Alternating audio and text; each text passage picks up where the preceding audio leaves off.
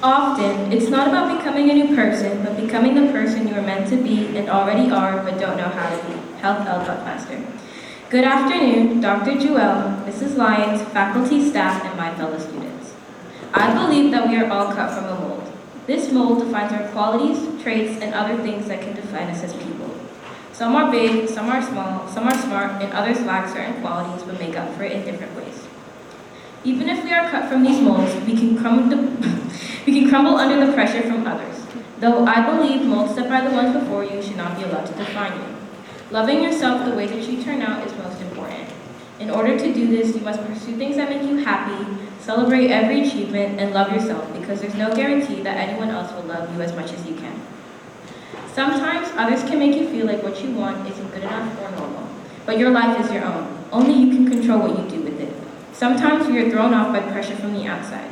Pressure can come from anyone in your life, parents, siblings, peers, and teachers. But pressure is what forms diamonds. If you can fight back against that pressure for what you want in life, then you're just as strong as a diamond. When I was younger, I looked up to my older sister, Ellie. Ellie was smart, she won awards, she was talented, and most of all, she made my parents so proud. Ellie put schoolwork in front of everything, and I admired that. But I, on the other hand, was never the best academically. Studying has always been hard for me. It's difficult to keep still and do one thing for hours on end. In my earlier years, I always avoided studying whenever I could, and I racked up many missing assignments. Instead of doing those assignments, I would drop. Even though I knew I loved it, I had the sinking feeling that I was not fitting the same mold as my sister who made my parents so proud. I believed that my success was only ever half as good because I didn't do exactly as she had. My parents worked so hard for me to have a proper education and they did everything for me, but instead of diving headfirst into academics, I wanted to create. Even though they supported my ideas, deep down I felt like they had higher hopes for me. I don't think this way anymore, but it really made me feel conflicted when I was younger, especially when Ellie always met their expectations with grades. I guess by saying that I'm trying to convey that someone else's success shouldn't mean that yours is meaningless.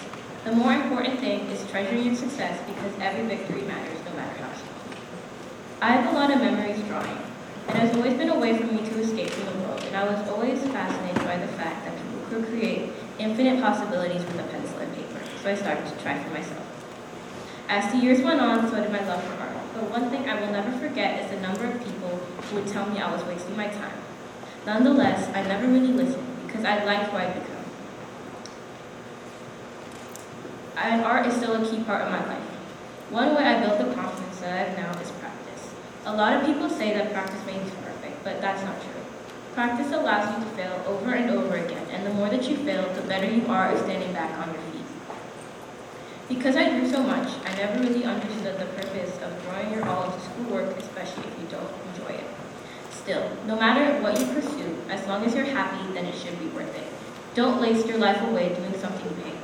After all, you only get one chance to have the life you dream of. If you waste that life on things you don't like or want, then what's the point of living at all? I've always been a sucker for stuffed animals. I love them so much, and I have a very true love for them. I've been called childish and weird at least 1,000 times for liking them, but I don't really care. I'll be the first one to say that thinking people are judging you for small things is hard to deal with, but it's important to not let that formation. I've always hated the feeling of being judged, but as you grow out of your aforementioned mood, you learn to toughen up to face any adversity that crosses your path. Don't let judgment deter you from your journey of self-acceptance. Other people shouldn't mock you for what you do or don't like. And if they do, ignore them, because at the end of the day, we don't control what other people think of us. We only get to control what we think of ourselves. So make sure you like and appreciate who you become. In life, I often want to conform to the mold of others, but that's not right. You can't go back to the past and change yourself. I'm lucky to have been able to grow into my own person instead of conforming to the status quo. Yet, I know some people aren't lucky or aren't happy or sure with who they are. If that's the case, never let anyone tell you that what you want to be is wrong. If you spend your life running away from what you love, are you really living or are you running away from what makes you happy? Just remember that with the pressure of the entire world on your shoulders, that pressure forced on you will turn you into an unbreakable diamond. Thank you.